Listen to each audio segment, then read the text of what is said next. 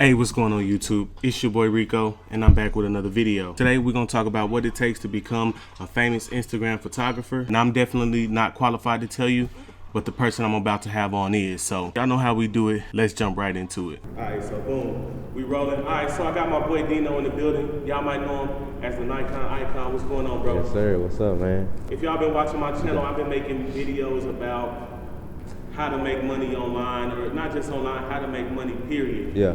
Things that the normal person can start up and, you know what I'm saying, do on their own. I seen a topic that hadn't really been covered that much, and that's, you know, how to become a celebrity photographer. And so how can I ain't that. I don't even know. But is it fair to say you have a big following on Instagram?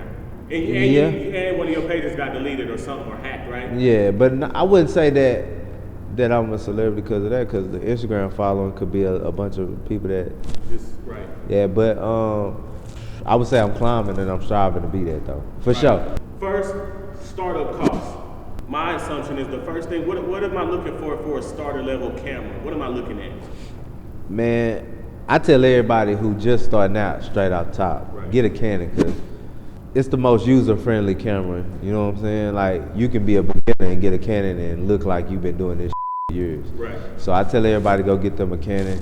So the T series is really like the best way to go as a beginner. Okay. If you're a beginner, get a T7 for sure. Okay, all right. So outside of a camera, is there any other maybe studio lights or, you know, lenses or anything? Do you really have to go all in on the gear, or is it one of those things to where get the basics and jump in? I think you can jump in with Right. the basics, because the way photography is going right now, bro, it's like it's off of natural light, it's off of some vibe.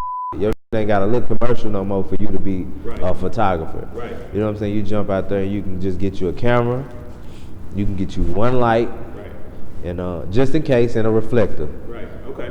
But the main thing you should focus on is the lens, though. So for that whole setup, what are we looking? Let's give a roundabout figure. Could I find one? Could I find that whole setup quality for 400, 500? They might be like $600, $700. Right. I'll do That's a it. guess. And then the lights about $350. Right. Okay. And then the reflector $30. So yeah, about you get you $1,000, man. I think you can come up for Right. sure. Okay, cool. So we're gonna say about $1,000 to jump in. Now this is another expense that I always count as an expense, and a lot of people don't. The time that you have to put in to learn it. And that time is at your leisure. Like really, shit, it's about what you want out of your shit. Right. Like if you really want to do that shit, and you really got a passion for it, you gonna sit. And them hours ain't gonna seem like no headache or no time that you invested. It just seem like you want to learn. That's what you're doing. So YouTube University is the school I recommend. Right. I don't recommend going to no college or no like that. YouTube University got everything you need. Okay, so now we're gonna talk about some expenses. You know what I'm saying? Some sort of expenses, and these are mainly ongoing expenses. So are we saying, like, I'm gonna say travel? Do you usually have to pay? Let's say you're going out of town to shoot. Do you pay for your own travel or? Nah. Okay.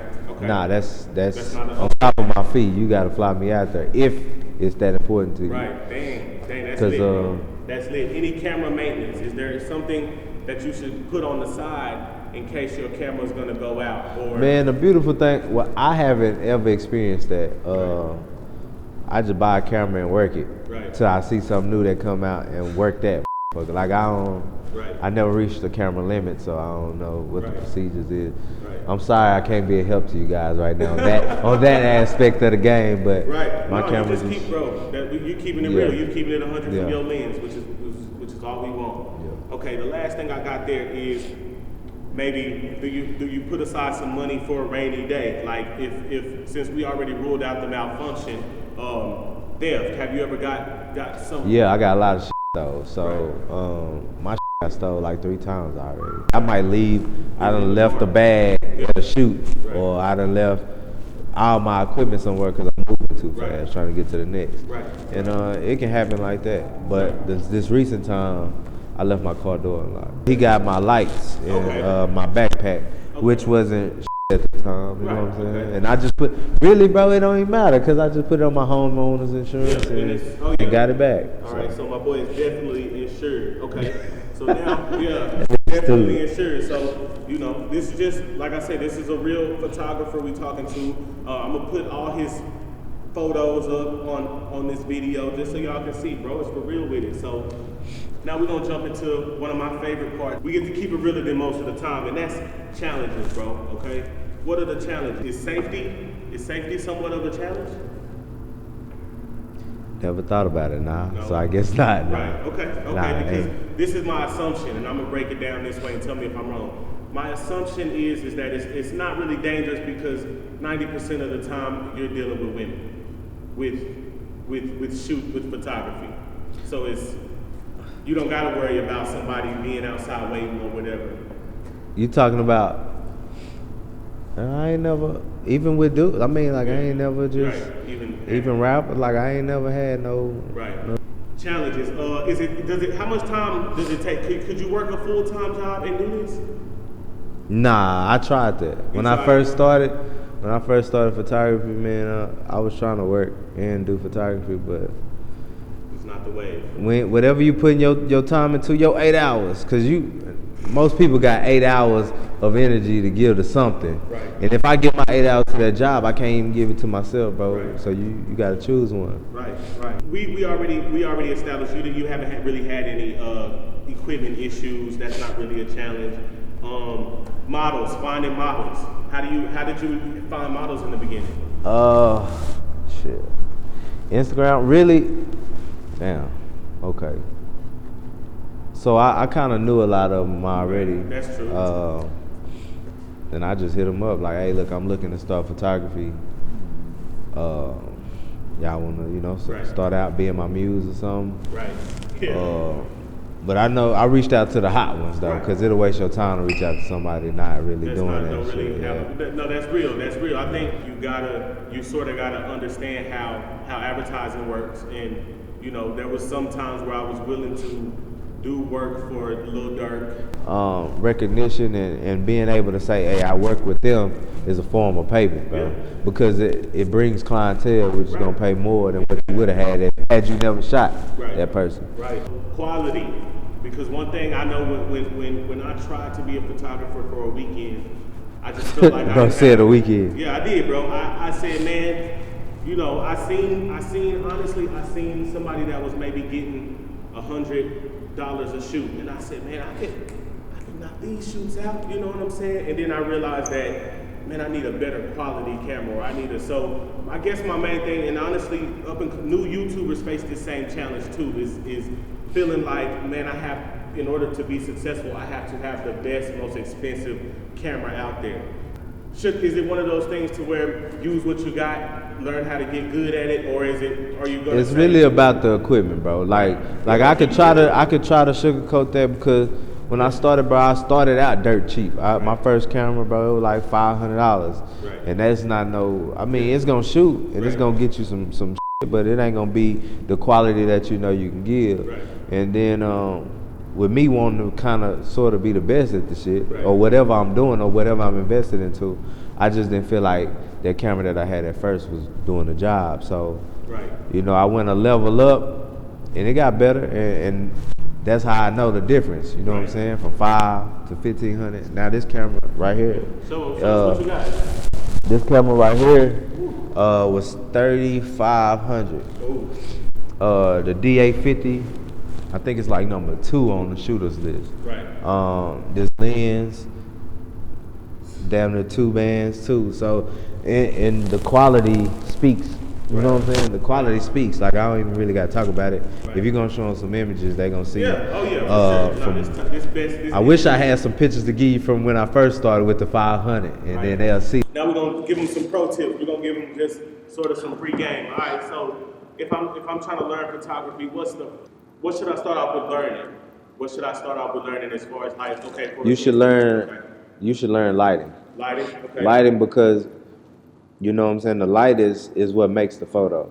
If it's not well lit, you won't have a good photo. Right. And Okay. And then as far as programs, anything like that, what do you recommend? Lightroom first, and Okay. Photoshop second. But that's just me, cause I heard it's other dudes be using Studio One. That sounds familiar, Studio One. Yeah, but it's like Lightroom. Right. But they say it's way better. So, Okay. them guys might be on to something. So if you Right. got time, check that out too. Right. Okay, cool. All right. Now, is there anything that you could do to provide value, as far as a photographer to sort of go the extra mile? Is there anything that you do? Make sure your client is comfortable. Right. I approach every situation or every shoot. I try to basically perceive a family member, you know what I'm saying, so they feel comfortable. You Right. comfortable with your little cousin, or you Right. comfortable with your uncle. You Right. comfortable, you know what I'm saying. You just chilling. Right. So if he giving off that vibe and we just chilling as family, you finna go in because you know what I'm saying. You with fam. Right. So and also that's great for when they looking to refer somebody. They thinking that they, you know what I'm saying? Oh, the Nikon, that's like my cousin. Right. You should hit him up. You know what I'm saying? Or that's like my bro. Right. You know what I'm saying? So Okay. build a rapport with your clients, definitely. Okay. So as far as posting your work, do you post all your work, or do you post the stuff that you want to be shown? 25% of everything I do get posted. So Right. with that being said, I post the stuff that I feel like I had a full hand in as far as creativity goes. Right. I don't want to post a birthday shoot I did with the balloons and the cupcake and because I don't want nobody else calling me for that type of shoot. I kind of want to steer my clientele to the type of stuff I want to shoot so I don't burn out with what I love to do. Last thing on the pro tips. Do you use hashtags? Do you think it's important to build an Instagram following without? We're not gonna get into just. I would say deeper than just following. Bookings, yes, Right. hashtags are the shit, but following, I don't feel like Follow matters. I don't feel like that'll help you grow your following. Dope content is what helps grow your following. Boom. That's it. That's what it boils down to. All right. So now this is my subscribers' favorite part of the show every time. The profits. All right. And you don't got to put us in your business. You don't got to do that. But well, I'm gonna ask the question in this way. When you got your first camera, how long did it take you for it to buy itself back? I started out doing $30 photo shoots Woo. with this man. It was hard. Right. I'm just gonna tell you know what I'm Okay. saying, straight up. Right. You starting out with whatever you doing, it ain't gonna be what it look like. Right. It ain't gonna be sweet at first. Yeah, ain't sweet. Yeah. Exactly. Yeah. That's real. But $30 photo shoots, I'm working my ass off. I'm probably doing like 7 to 8 shoots a day at $30. Okay. I end up getting it back maybe a month later because I wasn't popping yet. Yeah. I mean, I'm not saying I'm popping, but Right. I wasn't popping then. So So let me ask you this, because that new boy you got, that one down there. oh How long did it take you for it to buy itself back? man, so we got the 3,500 Right. and we got the 2,000. So this 5 band, Right. and that's gonna get you the quality you want. Right. If you don't got it, save up and get it because Right. quality matters over everything. Right. But I charge about $350 an hour right now. Ooh. I do maybe 2-3 shoots a day, Right. so it really didn't take me no time. Cause Right. you know I do weddings as well, and weddings I'm charging anywhere from $2,000 to $4,000. So one Right. wedding could really. Could really buy itself back on Yeah. its own. Already. So, okay, the last question I got for you before we let you up out of here, bro. First off, who have you worked with that we might know? And when I say we, I mean definitely the Dallas-Fort Worth area, but maybe even people that we know outside of Dallas-Fort Worth area. I should be phrasing Lately, nah, I get where you're coming from. Okay. But lately, it's been a lot of, it been a few names. Okay. All genuine dope people. Right. I would say Mimi Rochelle was one of the dopest to me. Right. I worked with the homie DJ Duffy. Yeah. I worked with Enchanting. I've worked with. It's a lot. Lately, it's been going. I mean, as far as like the celebrity Right. and Yeah. who's who. Yeah. And celebrity stylists out of Dallas. I work with them a lot. Lavinity, Right. check them out. Hot. Right. A lot of I work with the famous Playboy model Chastity Simone, Okay. which is also out of Dallas. Okay. Man, it's a lot, bro. Like I've literally been working this year, and I'm just glad I had the opportunity to work with all these amazing people. Right. So, Bro, you dope, bro. I'm one of them people who, man, I be wanting to give people their flowers, bro, just because, like, bro, especially with me, bro. Me and this dude, we went to the same school, same grade, same age, bro. So just to see him where he is, bro, and where he came from, I might even throw the mug shot up just to, you know what I'm saying, just so you can nah, man, don't give him the mug shot. Like Just that. let him know, man, we here now, and Right. you know, Right. let's get it. Yeah, man, I sure appreciate you for coming, sit down with me, bro. We might have to schedule that next one ASAP because this was dope, bro. I like this. Oh yeah, it went good, and shout out to my boy Carl for having me, man. Yes, sir. For sure. No doubt. Let's get it. Yeah.